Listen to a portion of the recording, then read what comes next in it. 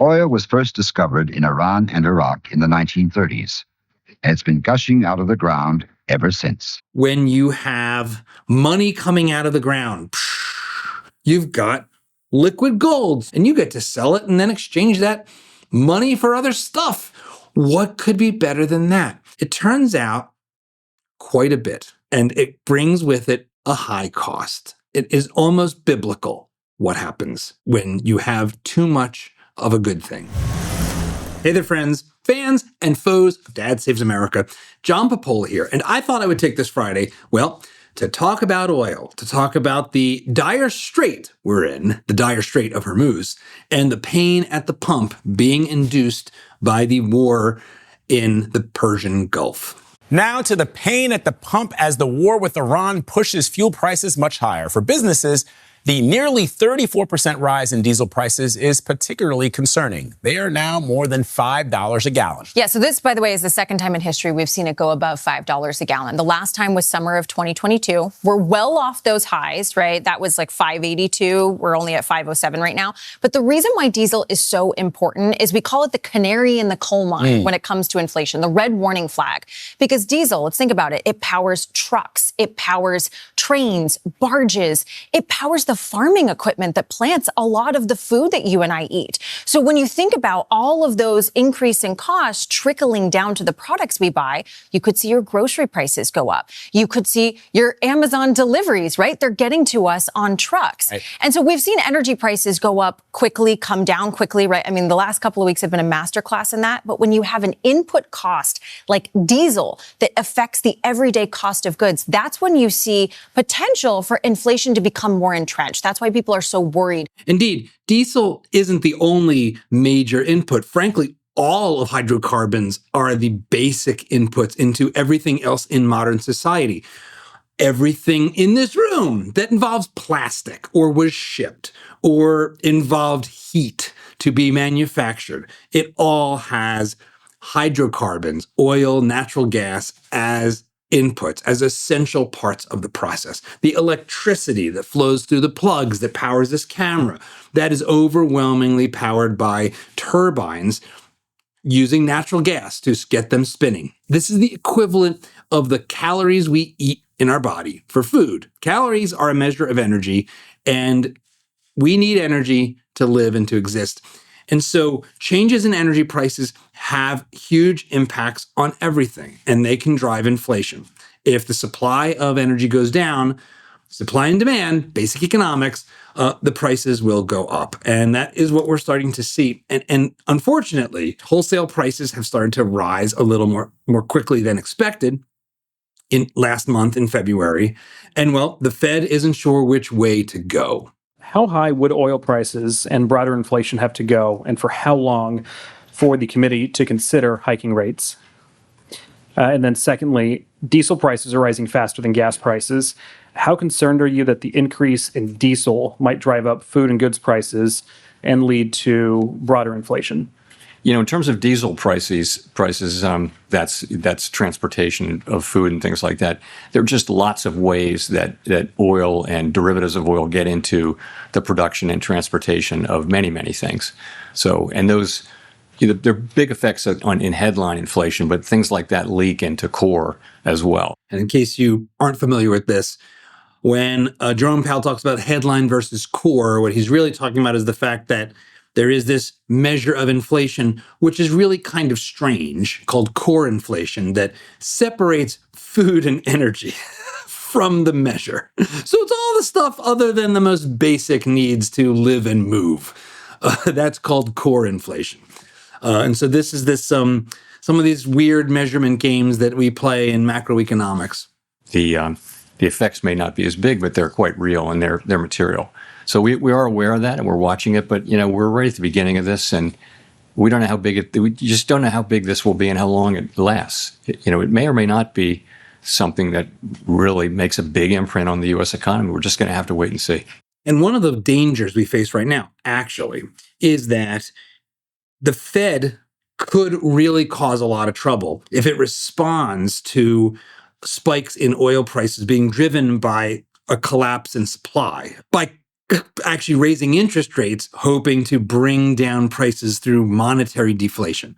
This would be a catastrophe. That would be almost an exact replay of what happened in the summer of 2008, where the Fed began hiking rates very quickly because of short-term food prices spiking and actually driving the economy into a recession with tight money. If one good, even if it's an important one like oil, becomes more scarce, monetary policy shouldn't try to counteract that. The price should just go up. Smashing all prices downward in response to that will cause a cascade of catastrophe.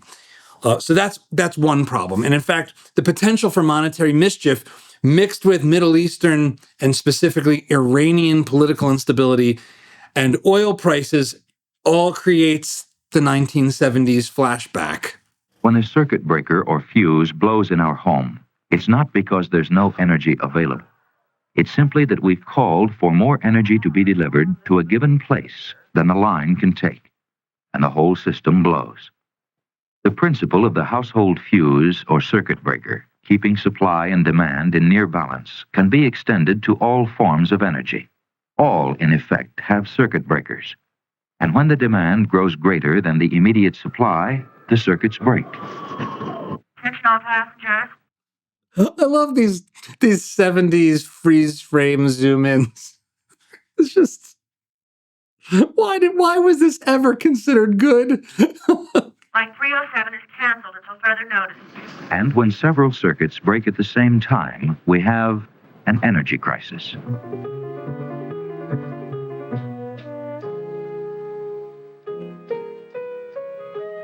We're in an energy crisis now, and will be for some time to come. We have at present an absolute shortage of natural gas. We cannot produce as much as we can use, as we are equipped to use in our homes and our factories. This situation is destined to continue indefinitely. This was the time of the malaise. This was the time of the persistent shortage philosophy getting baked in, that we were, that there was nothing we could do, the only way we could stop the disaster was to essentially curtail our consumption and frankly curtail material progress for humanity. We produce more natural gas now than we ever have, so he was wrong. But the efforts to stymie the price hikes that were driven at that time by OPEC cutting oil production and causing an oil shock were essentially what Zoran Mamdani is trying to do with rent. Oh, I don't like that a price is going up. I will just command that no one can sell at that higher price. Price controls. The result of price controls in the United States in the 1970s during the oil price shock led to this. Gas lines at many stations were a lot longer than normal. Line today is longer than it's ever been. I have no explanation for it. This gas line at one station on the Upper West Side ran from 96th Street and West End Avenue all the way up to 102nd Street. As might be expected, the longer the line and waiting time, the angrier some motorists became. I think it's terrible. I really think it's terrible. I'm in here for an hour already. Is that the angriest New Yorker they could find? The guy was pretty sedate. What am I doing here? It's taking too long. It's like, nah, I guarantee people got angrier than that. The odd-even system can't do anything about the problem of no gas. Some of the people on line here have been in other lines and still don't have a tank of gas. I've been in 2 gas lines already. This morning? This morning. How long did you wait for the first? Been in both lines over an hour, and I'm out of gas. Dead out. The only way this will return is if we get Zoran Mamdani style rent control on gas. Price controls. Price controls are coming. At least the rhetoric around them will come. Just you wait if this persists. They will come from the same people, by the way, who want gas to be more expensive. The progressive left, people like Elizabeth Warren and AOC, who have consistently said that what they want is for oil to get more expensive, so expensive that we transition away from it. They will be the ones calling for us to limit the windfall profits of the oil companies and put price controls at the pump if this persists. That will be piling injury upon injury. But no one was quite as bold in recommending and predicting catastrophe like the recently deceased, longtime advocate of social collapse, Dr. Paul Ehrlich, author of The Population Bomb, which came out in 1968. He passed away this week, and well, may God have mercy on his soul. May he rest in peace. Even though he was an advocate for just about the most diabolical stuff I can possibly imagine, including forced sterilization. Mr. Ehrlich was the leading light, the voice of catastrophe, claiming that all of our resources would run out, that we were destined for absolute catastrophe no matter what, and that if our population rose from, at the time that he was writing, around 4 billion people, anymore, the world would come to a catastrophic end. We now sit at double the population of that time, and there are fewer people in desperate poverty as a share of the population. So he was wrong. He was wrong along every single dimension. That doesn't stop the media, who seem to basically hope that catastrophe comes, from writing things like this. New York Times.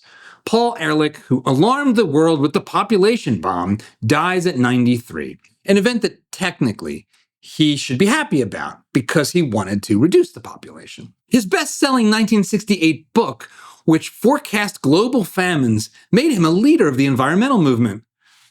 And watch this. But he faced criticism when his predictions proved premature, not completely, utterly in the opposite direction still to this day. Wrong as wrong can be. No, they just proved premature, and this passive voice faced criticisms. He never gave up on his hope for catastrophe, even as this relatively recent interview showed. Too many people, too much consumption, and growth mania. You seem to be saying that humanity is not sustainable. No, humanity is not sustainable. That is false. It is widely held and widely believed. It is false. Our efficiency, our GDP per input of energy and calories and all of it keeps getting better.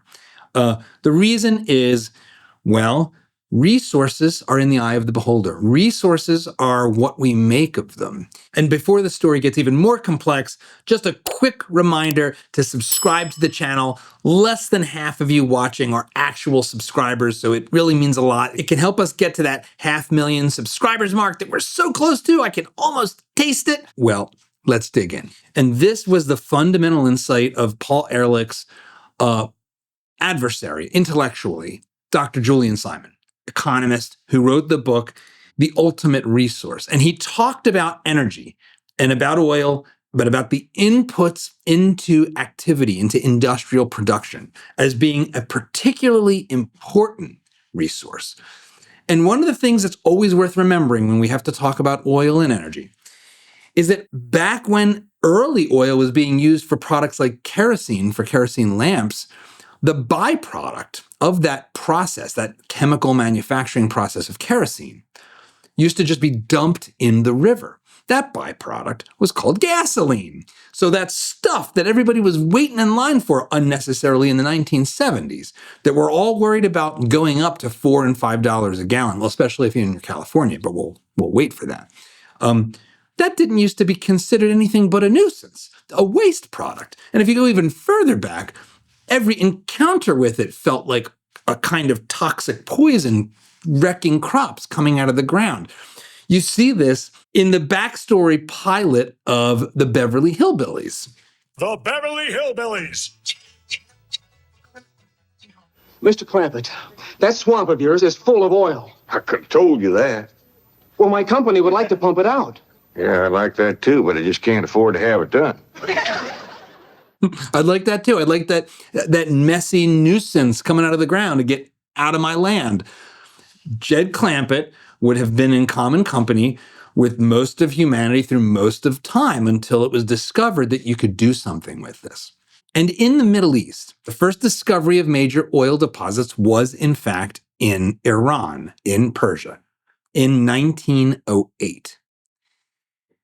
So Iran has been at the center in the Middle East of the oil question, of the pursuit of energy, basically for the past 100+ years. And that is a big reason why all of this is going on. Humanity relies on this. Our progress globally relies on access to affordable, reliable, abundant energy so we can keep our NICUs open and keep hospitals going 24/7. This is what energy is about. It's the stuff of life. And that is why we fight over these things. Because while they continue to become more abundant, they are scarce in the short run. And one of the shortest runs and most important ones when it comes to the global supply of oil is the Strait of Hormuz. Like, what's Iran's strategy attacking ships and laying mines in the Strait of Hormuz? Well, Diane, they want to make sure that they can block the strait. And all they need to do is convince commercial ship owners and those that insure those commercial ships that it's not safe to go through, and ships won't go through, even if they're offered naval escort by the United States. We don't know if they will turn that down, but it's quite possible they will. They want to cause pain around the world, which this does. You will not be able to keep oil and energy prices artificially low through economic life support. As we have already warned, if the war spreads across the region, expect oil to reach $200 per barrel. Oil prices follow the level of security in the region, and the source of that insecurity is you. And in a short run sense, I guess Mr. IRGC General isn't wrong. We've initiated this action. I still fundamentally think it was a bold and daring and scary and dangerous but justifiable choice on the part of the Trump administration. I'm in that camp with lots of trepidation. Oil prices that shot up earlier this week have eased and stock markets have rebounded, with investors betting for now that U.S. President Donald Trump will find a quick way to end the war he began alongside Israel. Trump, who has repeatedly tried to reassure markets this week that the campaign will end soon, has said there is practically nothing left to target in Iran. They've lost their Navy, they've lost their Air Force. But so far, there has been no let-up on the ground or any sign that ships can safely sail through the Strait of Hormuz. On Wednesday, Trump said oil companies should still be using the crucial waterway. Are you talking to the CEOs of various oil companies, encouraging them to use the Strait of Hormuz? Yeah, I think they should. I think they should. I think they should use this. A fifth of the world's oil has been blockaded behind a narrow channel along the Iranian coast, in the worst disruption to energy supplies since the oil shocks of the 1970s. One of the things I think about sometimes with, you see these maps and you think about the projection of American air power. But if you've ever flown in an airplane and you look down at the water, you don't have to be that high to realize you really can't see what's going on. And the notion that we can have total protection of this still ultimately pretty large waterway, I can see why people are skittish. It's quite a thing for Trump to be just saying, it's fine, go ahead. It's all, we've knocked them out, we're fine. I don't know, we'll see. So why exactly is the Strait of Hormuz so important? Why is this such a linchpin little area on planet Earth? So how big of a problem is this? About a quarter of the world's oil comes from countries that border the Persian Gulf, including Iran, and shipped to global markets on tankers, which of course have to pass through the strait. About 80% of that oil goes to Asia, according to the International Energy Agency. Typically, hundreds of ships and more than 100 million barrels of oil a week pass through the strait. But with shipping at a standstill, some Gulf countries like Iraq and Kuwait have cut oil production, sending economic shockwaves around the world.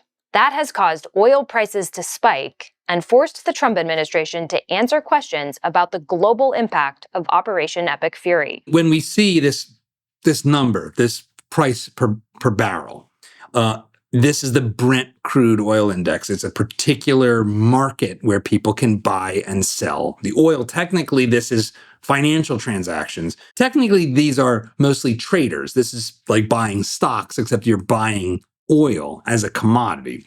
And in the short run, this price is determined on the market, just like a stock price.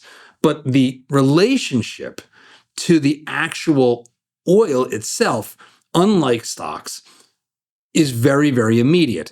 This is the price at which producers can sell on the market. In fact, some people are saying that in the Middle East right now, they are able to sell their oil that they're producing, if they can get it out of the Strait or elsewhere, at much higher prices than this. There are other indexes, including the WTI, the West Texas Intermediate, that track sort of the oil production that happens here in the States, especially in Texas.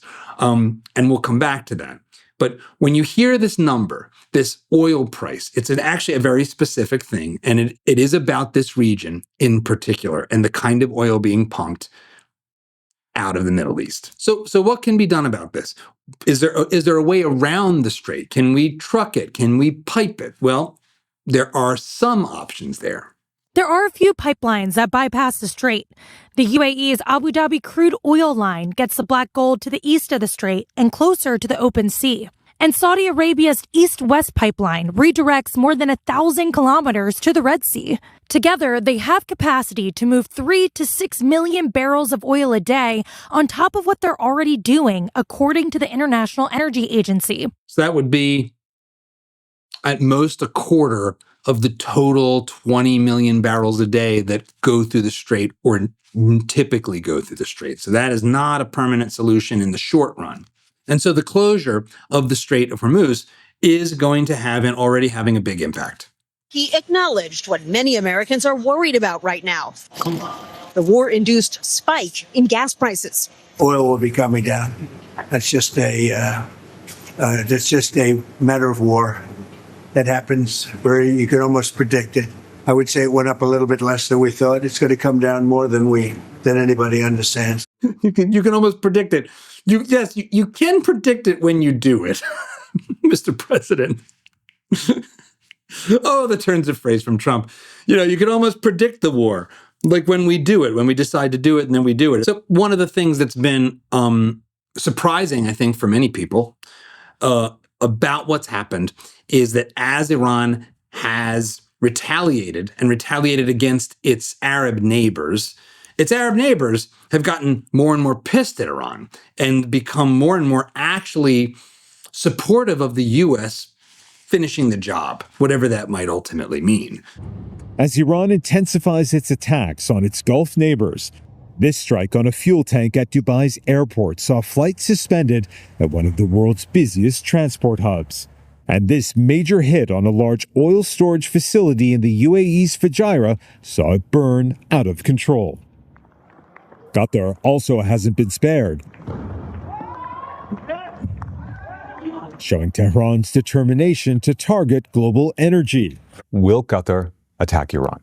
If it is war that the other party wants, if we have attacks coming into our country, we will defend ourselves. But today, Iran is also paying a price. According to the White House, U.S. and Israeli strikes have hit more than 15,000 targets across the country. U.S. forces targeted Iran's Karg Island this weekend, where 90% of Iranian oil passes through. The message from the White House is clear. The U.S. can and will devastate Iran's energy lifeline if it has to. That would be really something bad. President Trump truthed this one out. The United States is the largest oil producer in the world by far.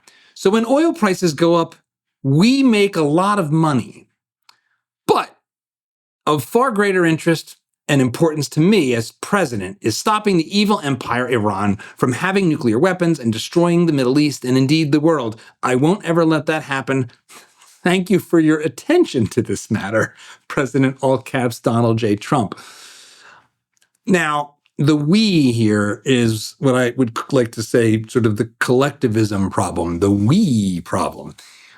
Some of we will make a lot of money while others of us have to pay a lot more money. So it's not clear that the net here is a net positive, that oil prices go up. So in a lot of ways, what's going on here, to some extent, I think you can almost take at face value because, well, from a pure politics standpoint, this is a bad idea. We're heading into a midterm, massive global disruption that causes 20% of the world's energy and oil supply to become inaccessible and drive gas prices through the roof, that's about as perfect a way to lose an election as I can imagine.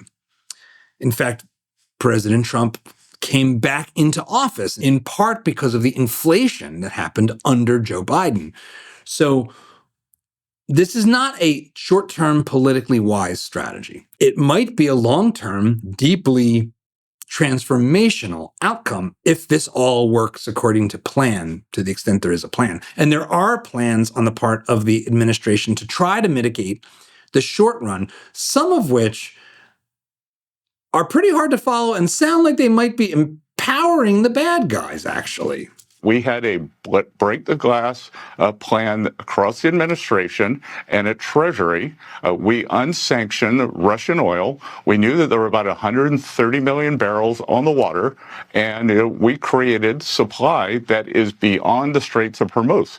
So we anticipated this. We knew that there could be a temporary, and I want to emphasize temporary, choke point there. And there was 130 million barrels of floating storage. So one of the things that has gone on, apparently, is that the sanctions on Russian oil have largely been skirted because oil is a commodity and it's fungible. And so you can put it on a tanker, send it out to sea, move it around, and sort of launder it, so to speak. The same has been done by the Iranians. And when they talk about all this oil being on the water, they're literally talking about the millions of barrels in tankers, and as well as in transit here in the States. In the coming days, we may unsanction the Iranian oil that's on the water. It's about 140 million barrels. So depending on how you count it, that's 10 days to 2 weeks of supply that the Iranians had been pushing out. That would have all gone to China. In essence, we will be using the Iranian barrels against the Iranians to keep the price down for the next 10 or 14 days as we continue this campaign. I have no idea if that's a good idea or a bad idea. I have no idea if the cause and effect there will work out the way it does. It's frankly beyond my pay grade, but it certainly is counterintuitive. I'll give him that. So we have lots of levers. We've got plenty more that we can do. The largest coordinated SPR release in history, 400 million barrels, was approved last week. And some countries are going to do more. The U.S. could unilaterally do another SPR release to keep the price down, as you will have noted. So I spent several hours earlier today talking to an energy economist who's deep into this, follows it closely. And one of the things she told me about was that the SPR, the Strategic Petroleum Reserve, is what it sounds like. And these things were established in the aftermath of the OPEC oil crisis in the 1970s, as was the international agency that's coordinated this being done by all of these countries. And a couple interesting facts. Number one, as we sit here, there's about, as I understand it, roughly 415 million barrels of oil in the Strategic Petroleum Reserve. That is a little more than half the total storage capacity. And the question is, given that oil was at all-time historic lows of $60 to $65 a barrel, why didn't we fill up the tank while it was cheap? Well, President Trump was trying to do that as soon as he came into office. Apparently, he began to restock slowly the Strategic Petroleum Reserve. President Biden actually released Strategic Petroleum Reserve to try to counter his monetary and deficit-induced inflation, and had no intention of refilling it. It was part of the broader green, anti-oil, we don't need this stuff anymore pact. China, on the other hand, imports roughly 12 million barrels of oil a day. And I believe there's between 1 and 2 million barrels a day that they put into their own increasingly vast reserves. So one of the reasons why China has been quite quiet about this, so I'm told, is that they can stay quiet because they have stockpiled the stuff. The countries most affected by all of this are the stupid Europeans who've basically given up any form of independence, even though they actually have energy supplies below their feet, but they'd much rather virtue signal to autistic children. How dare you? Than do anything reasonable for the working people of their countries. So that's the Strategic Petroleum Reserve. We could have up to 800 million barrels. We consume about 20 million barrels of oil a day in this country. 20 million barrels. And so 10 days, that's 200 million. 20 days, that's 400 million. So 800 million barrels should theoretically, if the world cut us off and we didn't have anything else, cover us for about 40 days. It's not that long, but it's something. Meant to be temporary. WTI and its European counterpart Brent have substantially diverged over the past few trading sessions. They were trading right on top of each other last week, and this is because the U.S., thanks to President Trump in his first term, the continuing efforts here, is virtually energy independent.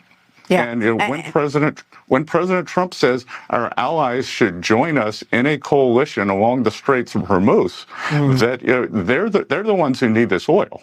The U.S., we're an oil exporter. So one of the things he mentioned is the WTI versus Brent. That is this divergence, the Brent versus WTI spread. This is the difference between essentially the American oil market and the WTI and the Gulf area, which is more Brent. And so basically, oil's cheaper here than over there right now. They usually move together because it is a global market, but they have diverged. And that is because we are producing a lot of oil and natural gas.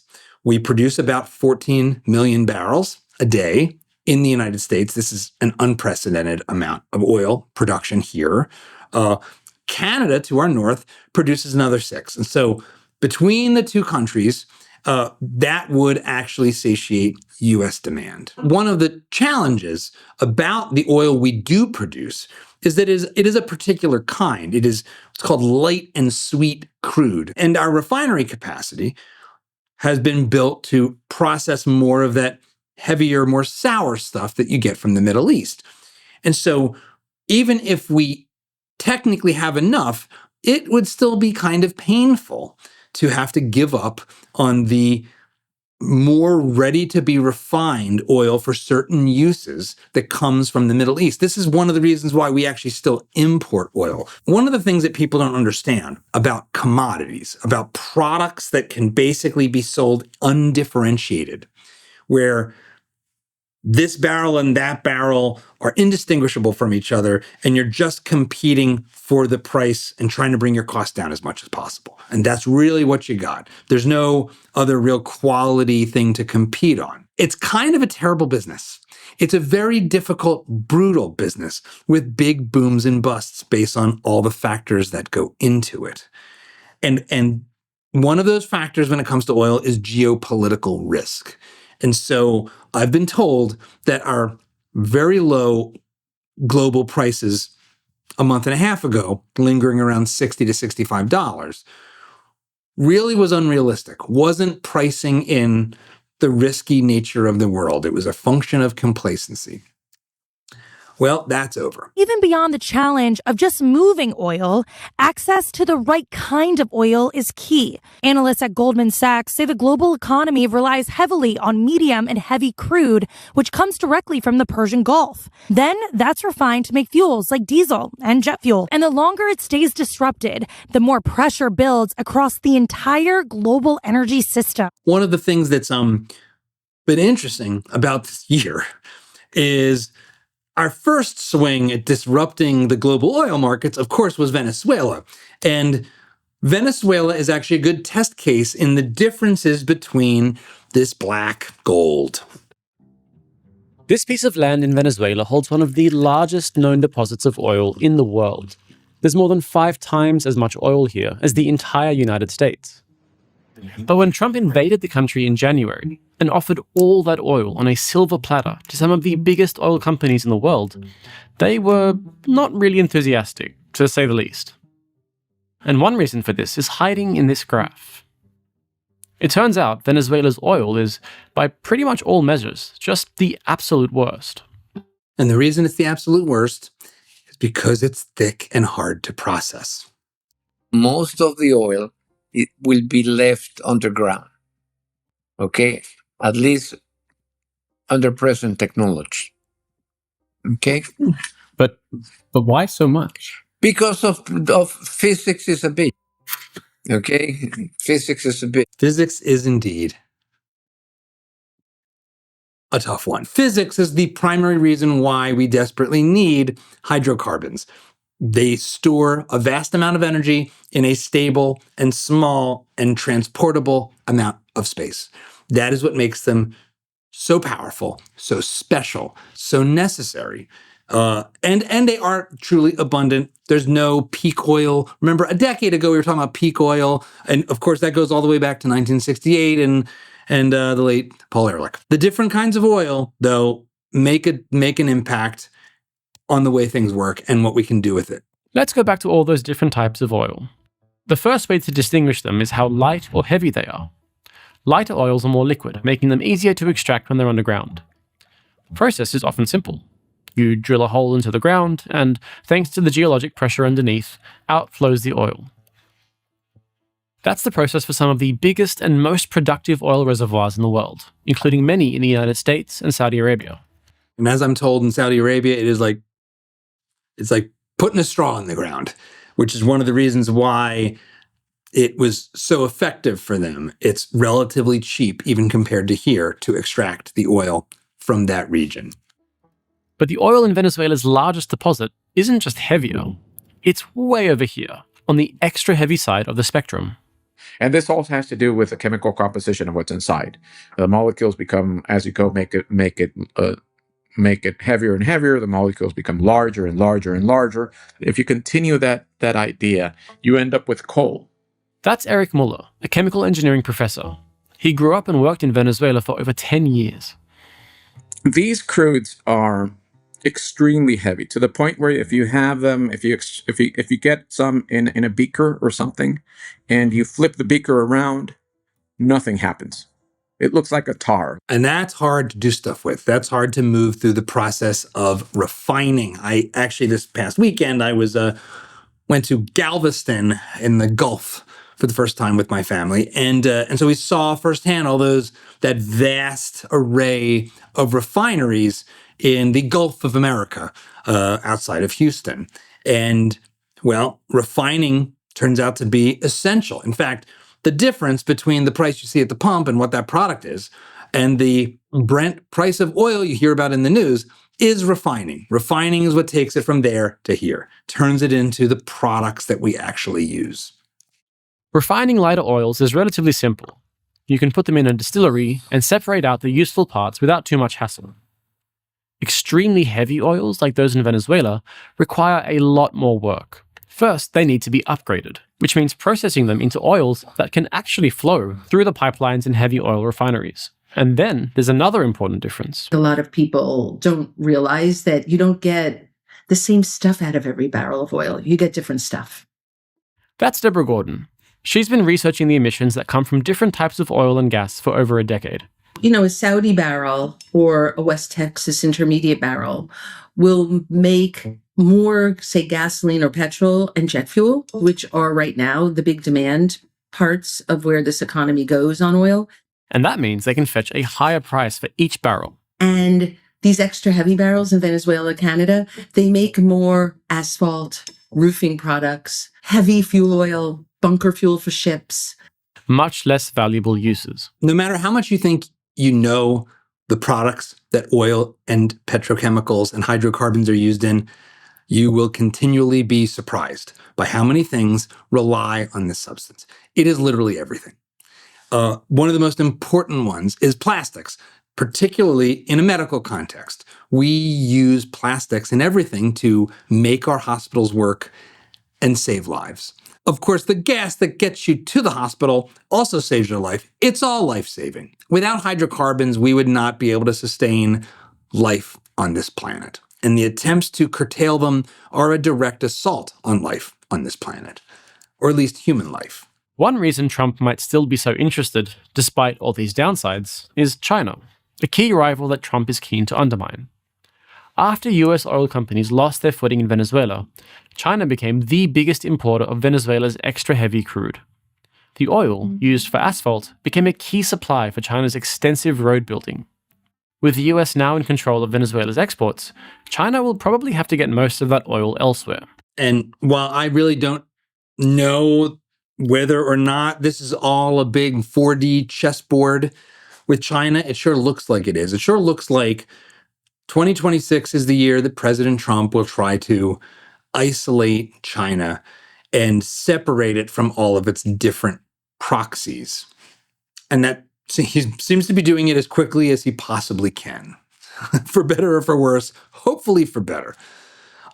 Among the things that have happened as a result of all of this, and a small but important diversion in our story, is that President Trump has actually waived a anachronistic and self-immolating law called the Jones Act. President Trump temporarily suspending the Jones Act, White House Press Secretary Caroline Leavitt saying that will allow vital resources like oil, natural gas, fertilizer, and coal to flow freely to U.S. ports for the next 60 days. She says this is a step to mitigate the short-term disruptions in the oil market. It's essentially called the Merchant Marine Act of 1920. It was named the Jones Act after Senator Wesley Jones of Washington State, who sponsored it. It was meant in 1920 to rebuild and fortify the American shipping sector after much of its merchant fleet was destroyed by German U-boats during World War I. It requires that cargo and passengers that are hauled between U.S. ports be on vessels built in the U.S., American-owned, U.S. flagged, and crewed by American citizens or permanent residents. It's allowed to be waived in the interest of national defense through Homeland Security or the Defense Department. The criticism of this law has been that it eliminates foreign competition. It makes the delivery of goods slower and more expensive, but it does have many fans amongst some in the U.S. Congress, many in the labor movement, national security advocates as well. As I think a lot of people feel, or at least a portion of right-wingers feel, this is another example of sort of Trump bucking the America First strategy. Insofar as the Jones Act is just pure protectionism. It was asserted, as you heard, that in order to protect this vital industry of shipping, it was required that basically made in America only if you're going from American port to American port. And the premise was, well, this should basically create a strong incentive to have a robust shipbuilding industry in America. We're a vast, wealthy, industrialized society. We should be able to do that. And it's in our national interest to have a robust shipbuilding capacity for commerce and for potential war making. That's not exactly how this worked, though. And this is a lesson for the protectionists, including President Trump himself, that is worth heeding, because we do these experiments all the time. They usually go the exact same way. Since that time, the main justification that people have used for the Jones Act has moved to trying to make sure that we still manufacture vessels in the United States, because they say, well, if we ban all vessels that aren't U.S. made from traveling between U.S. ports, that's an incentive for the domestic shipbuilding industry to build ships to service that trade. Unfortunately, that hasn't been very successful. What we've seen is instead of growing, the domestic shipbuilding industry has been shrinking over time. So, I mean, this is the ship graphic. It is really, we have mostly hollowed out our shipbuilding capacity, and the Jones Act plays an outsized role in that. This is the cut off your nose to spite your face industrial policy strategy. And for now, President Trump has temporarily abandoned it, at least when it comes to ships and ports. So why exactly did President Trump suspend it now? Why now? And why does he think it'll have an outsized impact now? Well, the reason is because it has this really crazy result when it comes to natural gas movements in particular. The Jones Act forbids any shipment between U.S. ports of liquefied natural gas because there are no liquefied natural gas vessels that are made in the United States that comply with the Jones Act. Not one, none. We can't ship our own oil around without violating this protectionist union nonsense law. This isn't benefiting the U.S. shipping industry because nobody's building liquefied natural gas vessels here anyway. And all it is doing is harming U.S. producers who can't ship their natural gas to U.S. markets when that's the most valuable one, and U.S. consumers who can't take liquefied natural gas from the United States and instead have to import it from unfriendly countries like Russia. So once again, when you hear the question, if we make so much oil, if we produce so much oil, why are we still importing it? It's other stupid laws that contribute to this. But when it comes to stupid laws that make energy more expensive, nobody this side of the Atlantic does it quite as stupid as California, who is also trying to import it from foreign countries to overcome their own self-destruction. It is baffling. As gas prices rise, California is feeling pain at the pump more than any other state in this country. Just take a look at the prices on this sign. Everything is above $5, just showing a painful reminder of how fast this is all moving. Drivers I spoke with tell me that they are paying more, getting less, and feel like there is no relief in sight. So that was in early March, but in some places, like downtown Los Angeles, the prices are even more insane. If you filled up your tank this week, you probably saw it. Gas prices across SoCal once again. Look at that. $8.22 for regular unleaded in downtown Los Angeles. Totally crazy. That's literally more than double Houston, Austin, anywhere in Texas, and anywhere in most of the rest of the sane parts of the country. I drive Uber and I'm just getting killed right now. I mean, gas prices are so high, and, you know, they were high before this war. They were high before the war because it's all a self-induced policy catastrophe. Before the war with Iran, California was already in a tough spot. A unique market that is essentially cut off from the rest of the country. The state has the highest gas tax in the country, almost 70 cents a gallon. Almost 70 cents a gallon. I think that makes oil the most taxed product, period. So when we hear about these oil subsidies and how the oil industry gets all these enormous subsidies, I'm pretty sure it's the most heavily taxed product, like by far. The permanent shutdown of 2 major California refineries due to high operating costs and other factors, overall capacity will be reduced about 18%. If this conflict continues, how high could gas prices go? Well, it's very difficult to see what the top may look like. We could ultimately see prices reaching new records if the Strait of Hormuz continues to be blocked. Price is already high in California because of taxes, but what if you can't get the products that you need? Our Richmond refinery in Northern California supplies 60% of the jet fuel to San Francisco Airport. The California Energy Commission, or CEC, acknowledging refinery closures mean more reliance on imported fuel. A spokesperson writing in part, quote, "To smooth that transition, we will need to continue to ensure that supply can reliably come into the state."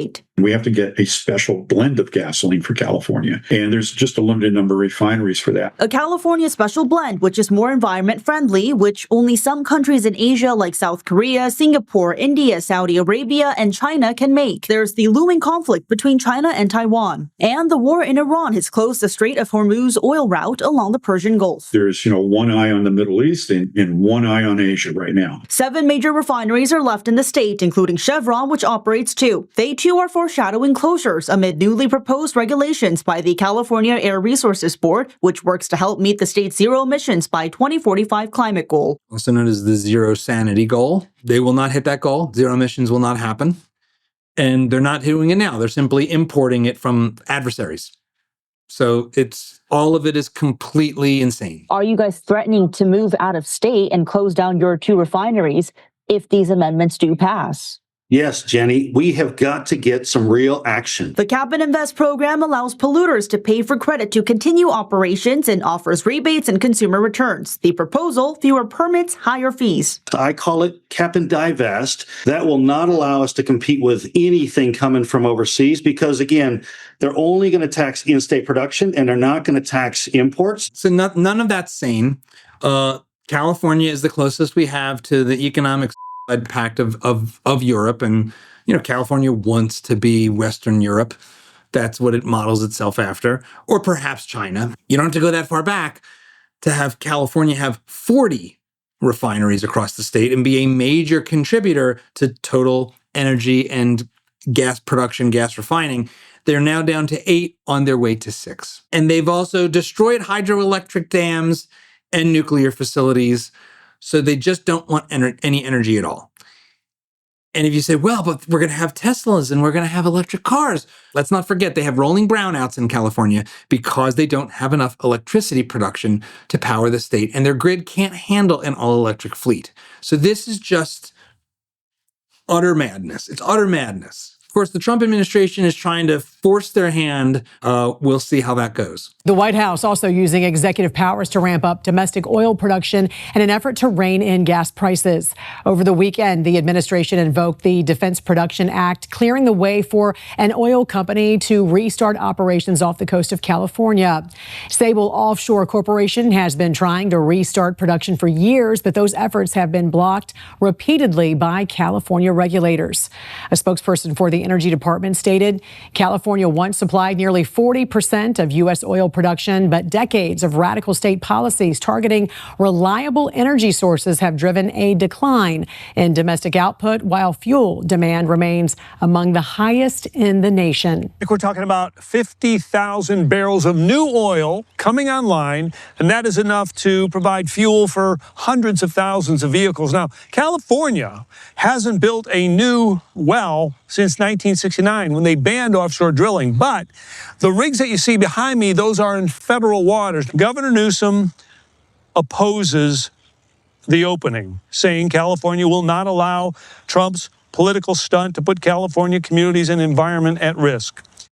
Gavin Newsom, of course, is so deeply, deeply flawed and compromised and hypocritical on this. It's truly amazing. Here's a younger Gavin Newsom with the grandchildren of John Paul Getty, the wealthy oil industrialist, who Newsom's father consulted as a lawyer and then a lawyer of his family trust. So there might be some latent guilt going on. I don't know. But Newsom's relationship to oil and energy is fraught, to say the least. The richest man in the world rules an empire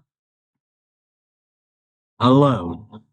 His real wealth is incalculable. Getty is a one-man international power. 70 companies, 19,000 employees. His private empire of refineries and tankers and immense oil reserves submerged in a complex corporate tangle and held firmly under his own strong thumb. Around the globe, the Getty oil wells gush. 80,000 barrels a day from the neutral zone of Arabia. More from Iran and Canada. In the United States, wherever oil's produced, there he is. Wherever oil's produced, there he is. And right behind him was Gavin Newsom riding on his family coattails. Meanwhile, Texas is doing it different. Just like 1701 barbecue, Still rocking and rolling. the energy sector in Southeast Texas is on fire. Houston economist Ed Hers says this is just the beginning. The Energy Information Agency expects a doubling of our current export capacity by 2031. A doubling. He's talking about liquefied natural gas, also known as LNG, which is just cooled natural gas turned to liquid form for easier transport. The United States is 1/4 of planet Earth's production of natural gas. As I understand it, there's a little over 400 billion cubic feet of natural gas produced per day, and the U.S. is over 130 of that. So more than a quarter.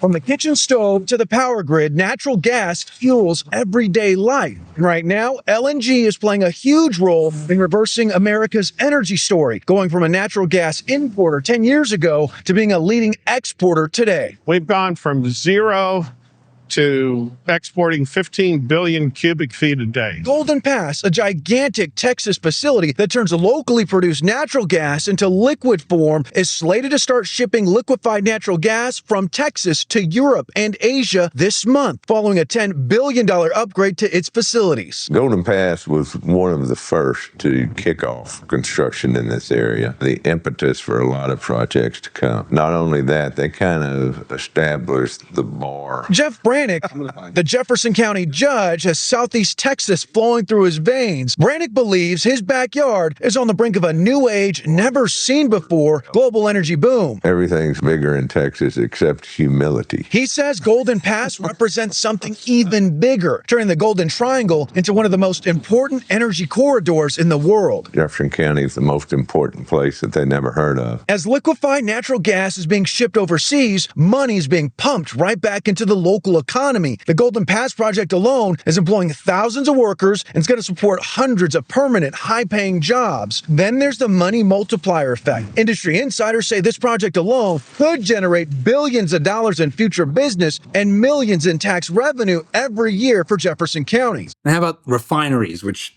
Houston and the Gulf of America, has quite a bit of? Well, we're making progress on that too. Meantime, the U.S. is getting its first new oil refinery in 50 years, and it will be here in Texas. This week, President Trump announced plans for the new refinery at the port of Brownsville. So that's a tale of two ideologies playing out. One that places its bet on magic, and one that embraces physics and domestic production. Cleaner, safer, better. And gives us the flexibility as a nation to decide what we're going to do with ourselves, unlike Europe and most of the rest of the world, which has to be at the mercy of this geopolitical instability, even if some of it is our creation.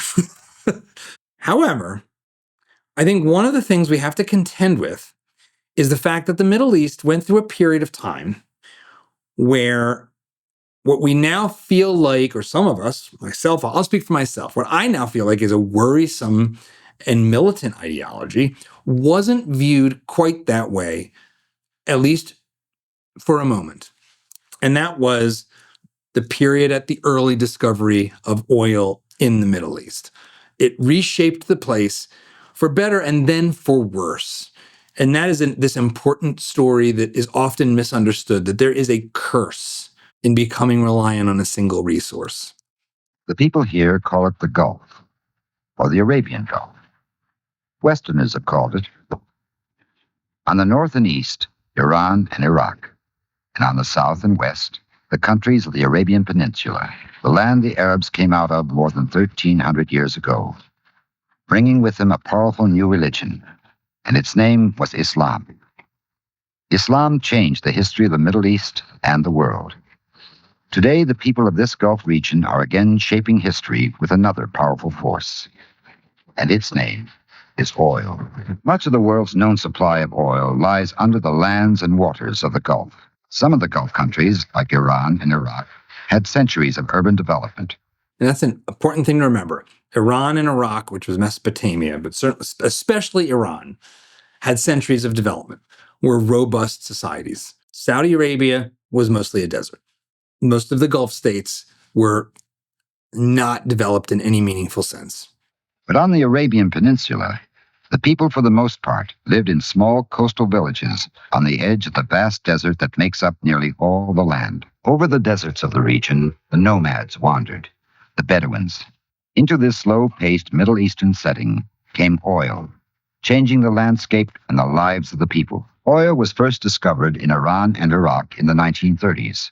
A few years later in Saudi Arabia, and then in the 1950s in other countries on the Arabian Peninsula. And it's been gushing out of the ground ever since. Oil is the Gulf region's main resource, and practically the only one on the Arabian Peninsula. That region is so limited in other resources that not only do the workers have to be imported, but almost everything else does. While the tankers take out the oil, other ships bring in machinery, equipment, lumber and steel and cement. The product industrialized world. Food and clothing have to be imported too, and not only the basic necessities, but also the luxuries. Merchants have grown wealthy importing goods that people want and can now afford. Oil and the business it has stimulated have earned billions of dollars for Gulf people and their governments. But the oil won't last forever. Based on current use and known reserves, the oil might last for only about another 50 years, maybe 100. Once again, this early peak oil, Paul Ehrlich nonsense, now thoroughly disproven. The total amount of oil that we believe we have is only grown over time because of technology. But it's worth remembering that the Gulf states in particular, they were single resource societies once oil was discovered. They didn't have anything else. They had to import everything, including people, actually. A modern school in Saudi Arabia, another sign of the way Gulf countries have chosen to spend their new wealth. Until recently, only Iran and Iraq had universities. Now students like these Saudis can get an advanced education in their own country. Hundreds of new elementary schools have also been built.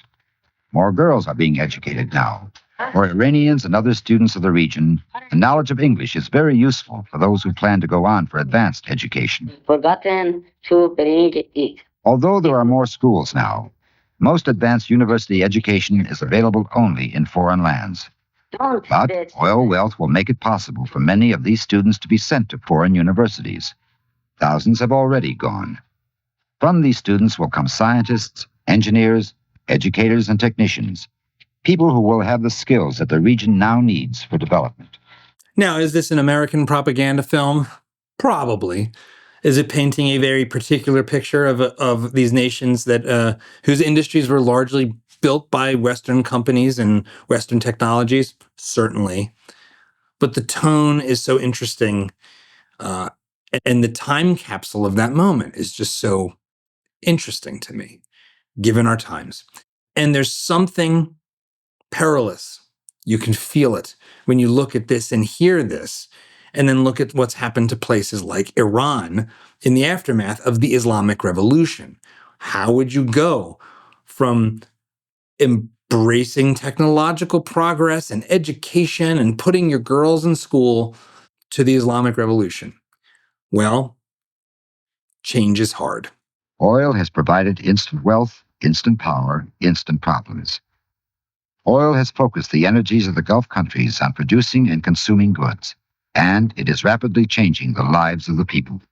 The people see a new world being built all around them, new lifestyles that had never been part of their world before. They see their cities taking on a new look. The pace of their life is changing, speeding up, westernizing, modernizing.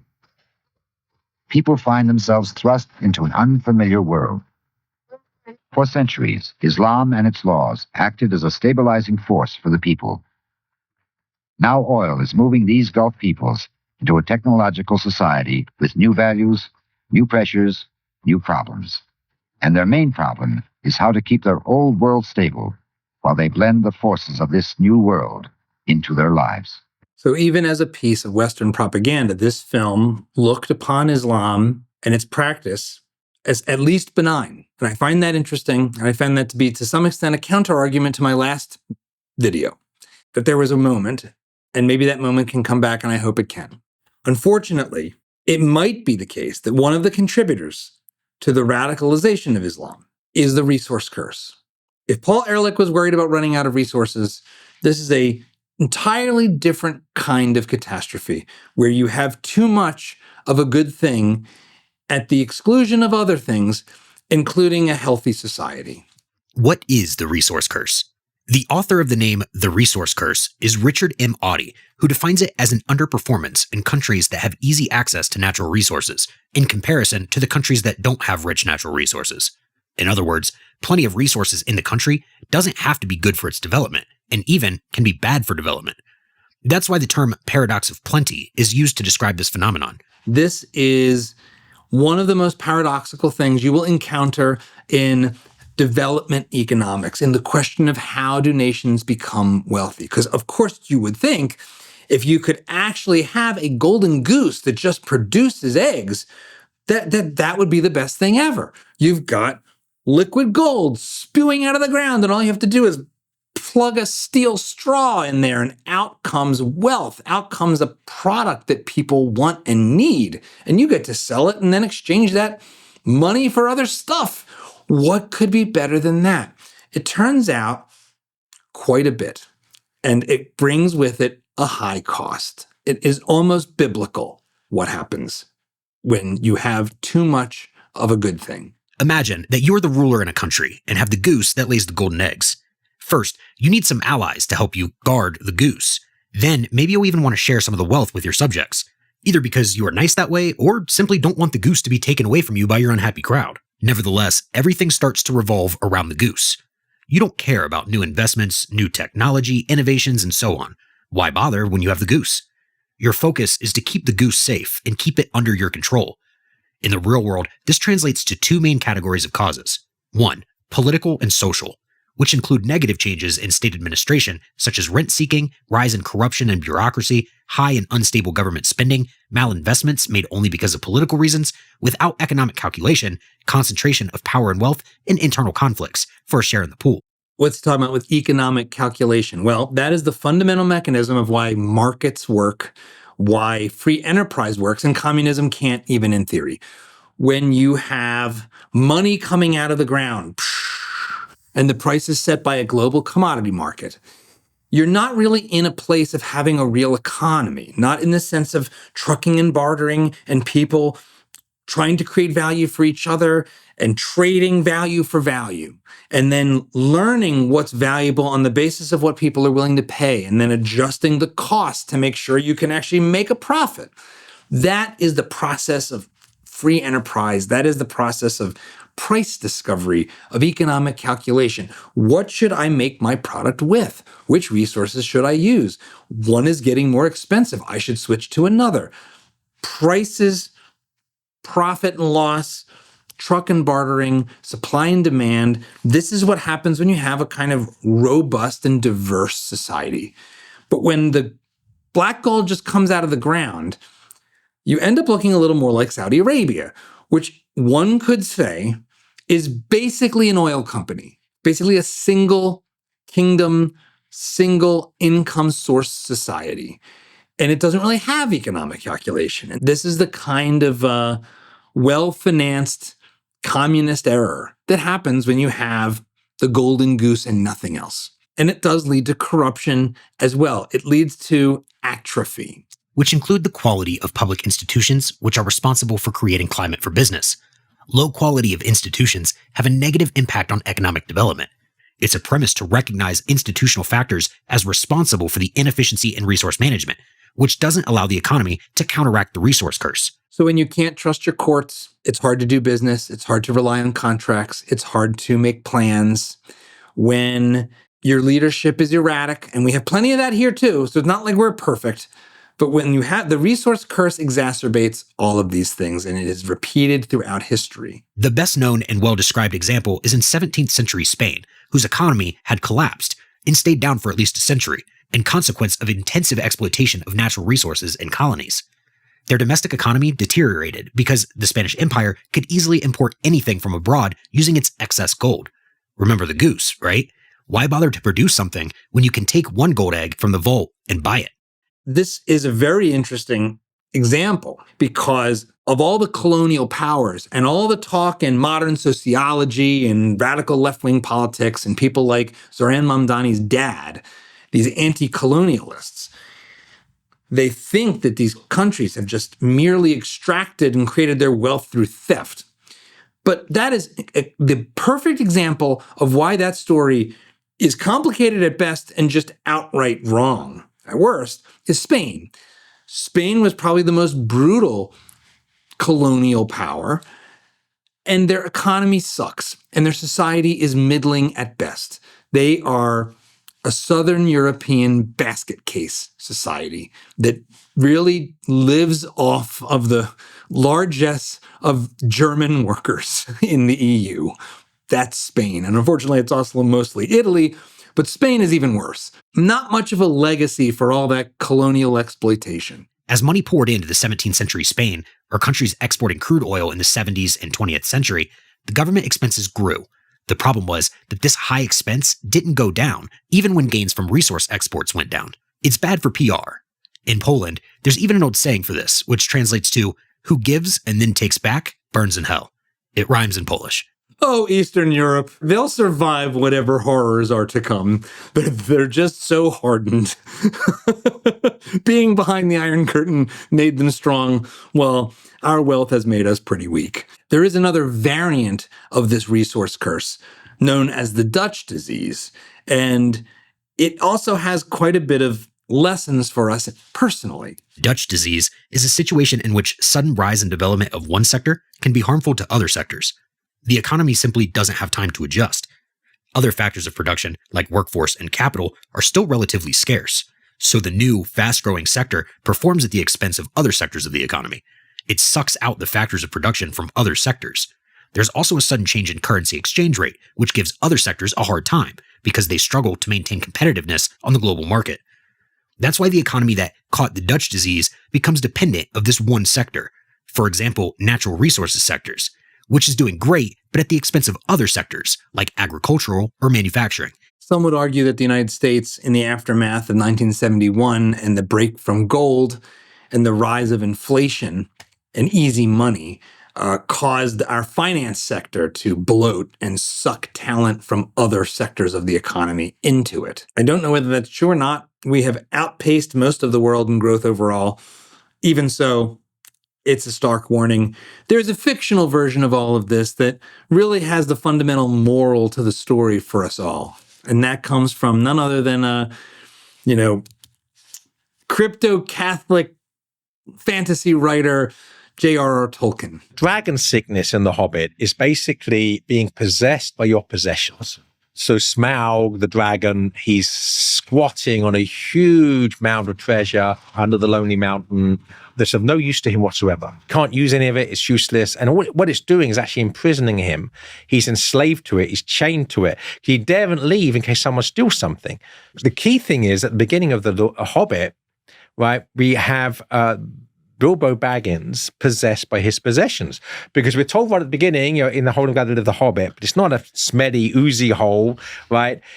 It's a Hobbit hole, and that means comfort, right? So the Hobbit hole is the comfort zone. The Hobbit hole is where we've got everything around us, where we don't have to suffer.